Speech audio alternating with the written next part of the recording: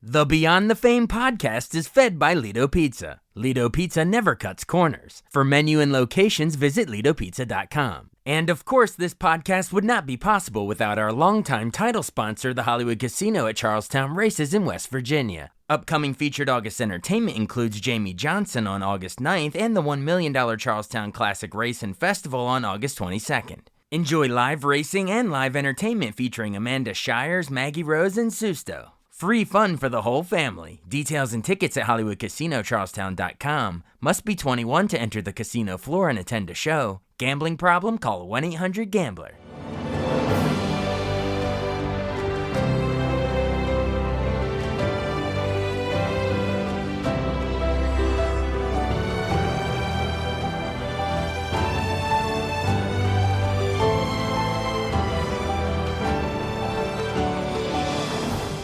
Welcome to the newest episode of Beyond the Fame with Jason Fraley. I'm your host, Jason Fraley, picking the brains of the top filmmakers, musicians, and artists of our time. Five-time Grammy-winning singer-songwriter Mary Chapin Carpenter performs live at Wolf Trap in Vienna, Virginia this Saturday, August 16th. I caught up with the hometown hero to discuss her earliest open mic nights in D.C., how the Birchmere helped her get signed by Nashville, and how a Bethesda dance club inspired her song Down at the Twist and Shout, kicking off a string of country hits like I Feel Lucky, Passionate Kisses, and He Thinks He'll Keep Her. Hi, it's Mary Chapin. How are you? Hey, Mary Chapin Carpenter. Hey, thanks so much for joining the show again today. Happy to speak with you, Jason. How are you? I'm doing great. Well, it's always better once you're on the line because there's so many good stories, local stories and otherwise. You're a legend of the industry. So, thank you so much. We're talking because you're coming to Wolf Trap, which is a great venue. Arguably my favorite in town. It's on Saturday, August 16th. And Brandy Clark will be opening up for you there. Actually, now I think about it, my wife and I saw Brandy Clark open for Tanya Tucker there at the Barns at Wolf Trap. So how excited are you to tour with Brandy here? We've finished our first leg of this tour in June, and it was wonderful. We were out west, and now we have just hooked up again. We're about 4 days into the second leg of the tour, and so Wolf Trap will represent the end of our second leg, and then we have one more to go at the end of September into October. So it's been nothing short of marvelous to tour with Brandy. She's such an incredible artist and songwriter. Her band is incredible, and it's just, a wonderful tour. Oh, absolutely. And speak a little to the venue as well, because, you have so many local ties too that you've performed at Wolf Trap many times. And isn't there something special about it? It's like it's a national park with a music venue inside of it. So Yeah. you can take a walk through nature and then go to this beautiful wooden amphitheater. It's amazing, isn't it? It's one of the most beautiful venues, I think, on the planet. Honestly, I don't think I'm exaggerating to say that. The Filene Center is so gorgeous. And for those of us who live in the DC area, it's a treasure to have this incredible place on our doorstep. So I don't know exactly the number of years or the number of summers where I have been lucky enough to perform at Wolf Trap, but it's been quite a few, and it feels like home. So I feel very fortunate to be able to think of that beautiful place that's in our own backyard. Absolutely. And something about the nature also fits in well with your style of music, country. Or so many of my wife and I are memories. We've seen Reba at Wolf Trap, Molly Tuttle at Wolf Trap, Alison Krauss at Wolf Trap. It just seems like it fits with that vibe. Well, I think actually, I would challenge you to say that it's about any genre of music, any performing art that appears on the Wolf Trap stage is perfect for Wolf Trap. Yeah. I I will tell you the very first time that I ever attended a show at Wolf Trap, I couldn't have been more than 16 or 17 years old. We had a blanket, we were out on the lawn, and I attended one of the most extraordinary concerts of my life where Aaron Copland conducted the National Symphony Orchestra, and I heard Appalachian Spring that night lying on a blanket with my eyes on the stars above us. And there's no experience that I can say equals that. It was extraordinary, and I've never forgotten it. And that was my introduction to Wolf Trap. So as you can imagine, it's a very special place to me. Oh my gosh, that's amazing. You got to see Aaron Copland there. I mean, Yeah, that's yeah. all-time stuff. That's fantastic. Crazy, crazy, amazing. Well, Yes. you're talking about sort of, growing up. So let's go ahead and do that. I mean, I know you were born in New Jersey, but what age did you actually move down here to the DC area and start calling this home? I was 15 and my folks moved down for my father's job and I've been I've thought of myself as a DC person ever since. Although, if I'm honest, when we play in New Jersey, I think of that as home as well, just an earlier version of it. Well, that's also nice for you because you have two cities where you can, Right. do a nice cheap plug to the audience and say it But feels also good to be home. in between there, I lived in Tokyo, Japan, so I could count that on the list as well. Yeah, you say it there too whenever you go to Tokyo, probably. Well, what before you start your recording career, when you're growing up first in New Jersey and then down here in DC as a teenager, what musicians are you really, digging on that are influencing you in ways that you didn't even know at the time, I'm sure, but which ones did, sort of got you into music to begin with? Well, honestly, I mean, I grew up in a house that just had music blasting every day, all day. My mother loved all things opera and classical. My father was a total jazz buff, and we just had music in the house all the time. And we always had sort of the latest records and whatever was, happening. Grew up on the Beatles and Woody Guthrie and the Metropolitan Opera House on Saturday afternoons. So there was always something going on in our house musically. So that's the place, that I think of when you ask me about, what did I grow up listening to? Um, and when we moved to DC, that was around the time when there were still clubs like the Child Herald and Desperados in Georgetown, and certainly the Birchmere, which is still there, of course.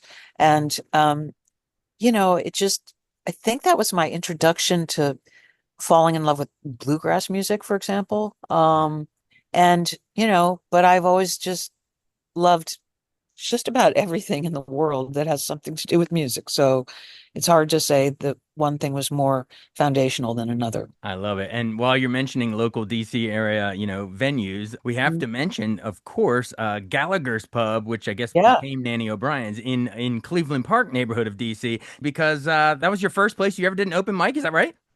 It was actually the second place. The first place I ever, um, well, maybe I have that wrong. I thought that the first open mic I ever went to was a place that's no longer in Bethesda, but it was famous when it was. It was called the Red Fox Inn, and they had open mics there. And I thought that was the first open mic I ever had the courage to attend. But Gallagher's definitely is in my past. My father, uh, one night just, heard me banging around on the guitar in my room and he said, "Why don't you go down to that place down the street?" Um, and he sort of, dared me to do it. And guess I just took the bait and I did it and made a lot of friends there. And that was a wonderful place to hang out with other songwriters and artists and, people who had day jobs with the government, but at night they show up at Gallagher's and play songs or just congregate with like-minded souls. And it was a wonderful place. I love it. And I believe when we spoke a couple years ago during COVID, and Yeah. I think you had said that someone from Sony in Nashville was chatting with the owner of the Birchmere in Virginia, and that's how they asked for a demo from you? That's what I recall is that back when Gary Olsey, the late Gary Olsey Yeah, rest was in peace. He just died ago. yes, that's right. And he was the Birchmere in so many ways. And what I recollect is that I had made a tape, this is back in the Stone Age, but I'd made a tape that my intention was, I knew a lot of pals who, made tapes and you'd sort of sell it out of your back pocket at your little gigs, that's what we did. And I'd made this tape and Gary had kindly started to hire me to open for, national acts that were coming through. And I don't know how Gary knew about it because I wasn't talking about it really, but he knew that I had this tape in my back pocket, as it were. And he was on the phone with somebody from Sony Nashville, which they were in the process of arranging a showcase for some acts that were coming through DC and that were going to play at the Birchmere. And what I recall is that Gary mentioned to him me or this tape that I had. And the talent scout, if you will, asked to get a copy of it. And so Gary facilitated that. He got him a copy of this tape. And then weeks later, I was at my, day job, DuPont Circle. Doing And what? Doing what? I was a secretarial, admin kind of person at a foundation around DuPont Circle. And um, I did that in temp jobs, and at night I would play, open mics and little bars and Wow. clubs. So I Wow. was just kind of stitching it together. And anyway, I got a phone call saying, "Are you sitting down?" And I remember sitting down at my desk, and then the person relaying this information said, Sony Nashville wants to sign you to a record deal. And it was like, are you kidding me? And I mean, seriously, you could have knocked me over with a feather. And that's what I recall happened. Crazy, Wow. Wow. crazy, crazy, crazy. Crazy. And then Yeah. that, of course, that becomes your breakthrough album, Hometown Girl in '87. And then I Mm. guess the follow-up one, State of the Heart, goes gold. And then, of course, the third one goes platinum, The Shooting Straight in the Dark in 1990. That is You know more than I know. I don't even remember that stuff. Oh that's my because God. I have it up in front of me. Don't give me too much credit. Okay. Okay, good. Yeah. But I do want to talk about that because Down at the Twist and Shout is a huge, huge smash hit on country radio on that album, and remind us it is inspired by it's a now defunct venue in Bethesda, right? Right. It was the VFW hall. Yeah. And it was a local promoter. I don't recall who that was, but it was someone local who would rent out the place like on Saturday nights, Friday or Saturday nights. And this is back in the day when, you'd put an ad in the Post or city paper saying this weekend at the Twist, and he called it the Twist and Shout Club. And so he would have local roots rock bands play. And then every once in a while he'd get somebody from out of town. And I remember the weekend where he said this, Saturday night at the Twist and Shout Club, Beausoleil. And Beausoleil was an extraordinary Cajun band. Michael Doucet was the ringleader of it, and they were just an incredible Cajun band from Louisiana. And you'd go to the Twist and Shout Club and you'd get your hand. It was like going to your high school cafeteria for a dance, and you get your hand stamped, and beers were $1 or whatever, and you just dance. And it was just the greatest place to go on a Saturday night. So I just remember wanting to sort of memorialize the Twist and Shout Club. And that was my experience. And the song is really just kind of a true story. I love it. And because it was a Cajun band you were dancing to at, that is where the line, I want to dance with the band from Louisiana tonight. So there it Of is, course. folks. And when we recorded it, we had Beausoleil come up and play on it with us. And then we were able to play with Beausoleil and perform that song not only at the Grammys, but then there was like it was a few years later when the Super Bowl was in at the New Orleans oh my gosh, The the Superdome, I Coliseum think? Yeah. Superdome, right. And we played the halftime show with Beausoleil and played that song for at the Super Bowl. I mean, bonkers, it was great. Absolutely. And local folks coming to the Wolf Trap can take special pride. When you sing that one at Wolf Trap, they're gonna have a grin on their face knowing that it was inspired right here in our area. Absolutely. It's locally grown. Absolutely. Well, let's talk about some of the other hits they're going to hear because when they hear these, they go, "Oh yeah, she sang that. Oh my God, that too," and then they buy a ticket. So that's why we're doing this. But so you follow up with "Come On, Come On." That is arguably the biggest album of your career because it has so many freaking hits on it. I'd love to do a deep dive in some of them. Probably the most famous one is "Passionate Kisses," right? So that one was it was originally a Lucinda Williams song, right? In a couple years before, in '89. So what inspired you? Were you always a fan of Lucinda's version? Because in our minds, I'll go ahead and say it. Yours is the definitive one in my mind. Well, I remember I was on tour with Lucinda and Roseanne Cash in Australia, and I've just always been a fan of Lucinda's, and she would play that song every night, and I would play along with her. And I mean, I've shared this story a lot over the years, but after the shows every night, I would just slobber all over her and say, I love you and I love all your songs and I love Passionate Kisses. And I think finally she just got tired of me being slobbery all over. And she said, well, why don't you just record it for goodness sake? Just record the dang thing. Quit Yeah. slobbering. So I did. And that's what ended up happening. I don't know if it's the most well-known song from that record because that record is just seemed to transcend time and space Yeah. and there's so many songs Yeah.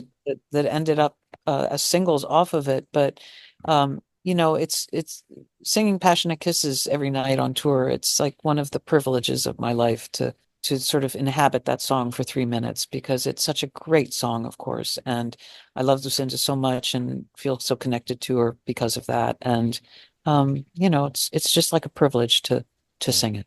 Well, as you mentioned, there were so many hits on that, and I want to specifically thank you for "I Feel Lucky" because my wife saw you for the first time at probably age 10 or 11. You were her very first concert she ever went to, and You're then kidding. and then at age probably 11 or 12, she's on local cable TV singing "I Feel Lucky" at the local fair, and because of you, she went on to open for the Dixie Chicks and Martina McBride and Charlie Daniels, all because she sang your song "I Feel Lucky." So there you go. Thanks for Oh my my wife. goodness, that's a wonderful story. Thank you for sharing that with me. That's What great. do you think about it? Captured a young coming of age climbing singer. It's got a spunk to it, doesn't it? Well, I obviously have no way of knowing other than I think it's just, it's fun. It's it's not it doesn't take itself seriously or too seriously rather, and it's just, it's just about a lottery ticket and I don't even know. I can't really even explicate it beyond that. It's just a light moment and it makes me happy that it has made other people happy. There you go. Well, ironically, I think Lyle Lovett's coming to Wolf Trap a couple days before you, and you reference him in that song. So there you go. That's right. That's right. That's That's right. hilarious. And then the one, I mean, we're having fun with these stories, but I think one of the most deceptively profound ones off of that same album is "He Thinks He'll Keep Her." You know, when I first heard that as a kid, I don't really read that deeply. But then you get older, and particularly now that I'm married, and we start learning phrases like the mental load, weaponized incompetence on the part of the man. A lot of times, you are way ahead of Oh, your time talking about these issues. The guy gets to be like, "Oh, I guess I'll keep her." But the verses in between is the stuff that women are doing constantly and never getting credit for.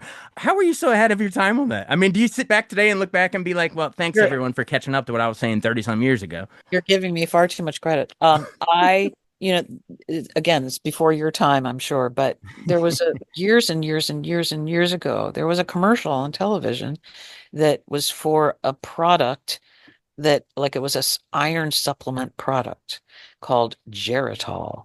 Oh, I And remember that. Well, from it old was a movies. Yeah. yeah, it was just like this ridiculous commercial where the guy is looking at the camera and he says, "My wife, she cooks, she cleans, she takes care of the kids. She does it all. I think I'll keep her." That was the tagline of the commercial. And then years later, when I sat down with my pal Don Schlitz, who I co-wrote that song with, um, I remember walking into the writing room one morning and he had already started work on a much lighter song, shall we say, lighter fare. And I just looked at him. I said, "I'm not in the mood to write that, but I am in the mood to write this." And I just started riffing on that song and that line, and that's how it came about. So I don't think I was prescient. I don't think I was ahead of my time. It literally came from a tagline of an old commercial that was just in and of itself a ridiculous piece of commercial.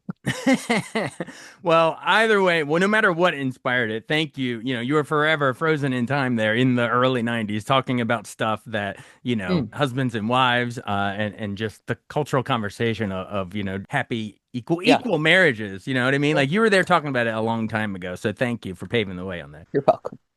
Maybe one more off of that. I Take My Chances. How did that one come about? Catchy song. Love it. Um, just trying to speak to life and uh the human condition in general. Nothing uh very deep in that regard, but just speaking to, the emotions that we all have. I think that's what songwriting, at least for me, has always been about. Absolutely. And maybe, I don't know if we have much time for how many more you want to do, but I do want to at least do Shut Up and Kiss Me because that actually was a number one, at least on the country charts.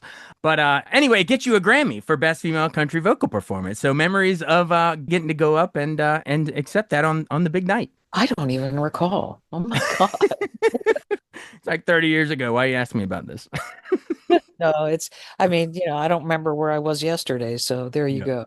Yeah. Well, I think you've won five throughout your career, I believe. So, Yes, that's correct. including I Feel Lucky and Down at Twist and Shout and Passionate Kisses and Shut Up and Kiss Me. Like, yeah, there's been so many. So I'm sure it all. And I have a new record out, Jason. Yeah, So, let's go. Let's talk about the new one. Give us a song or two that you're particularly proud of that you most definitely will be playing at Wolf Trap. well, let's see. I'm playing What Did You Miss? And I'm playing Bitter Ender, and a few others as well, The Night We Never Met. But I don't want to give it all away. So, I'd like people to be a little surprised if possible. So I'm not going to tell you the whole set list, but those are some of. I love it. And the album, it's your 17th studio album. It's called Personal History, and it just dropped just a couple months ago, back in June. That's right. Why are we calling it personal history? Obviously, your whole career you're writing about your personal history, but is there a particular reason that's fitting for this one? Well, this album is very much an autobiographical record. I've described it to others as song as memoir, and in that regard, it's deeply personal, and it means so much to me at this point in time because I feel uh, just deep love for the songs and the album as it came out. My amazing producer Josh Kaufman, and it's a wonderful feeling to walk out of the studio and feel like you've just done the best work that you could do, and that's just a marvelous feeling at this in this season of life. I love it. And is this your second album you put out this year, right? Looking for a Thread came out back in January. Looking for the Thread, Looking for the actually. Thread. Yes, and that did come out in January, and that was a collaborative record with two incredible Scottish artists, Julie Fowlis and Corrine Polwart. That was a deep labor of love, that record, and so yeah, it's been a banner year for me in that. Yeah. So let's see. The Dirt and the Stars it was in 2020. So then I guess that's a lot of pandemic time to brainstorm, and then now you get two albums come out both in the same year. Boom, boom, back to back. And working hard. That's right. Mhm. Absolutely. Well, you've been really, really generous with your time. Before we go, are there any artists on the country or otherwise on the radio now that you particularly admire? Brandy Clark and who else? Oh gosh. I played a Newport Folk Festival last weekend and was able to hang out with some really wonderful people. An incredible singer-songwriter named Hayes Carl. He's originally out of Texas, but is just, to me, sort of like the next generation from Townes Van Zandt and Guy Clark and people like that. He's just a wonderful singer-songwriter. I was able to spend some time with my friends in Bonnie Light Horseman. That's Josh Kaufman and Aeneas Mitchell Yeah, and yeah, Eric yeah.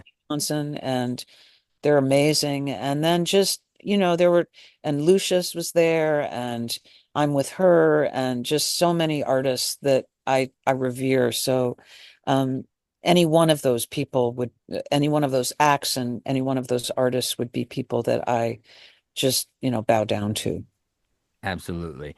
Final seconds. When our listeners are done listening to this, I hope they pop on, their Pandora or whatever. And when you plug in, hey Siri or hey car, play Mary Chapin Carpenter Pandora.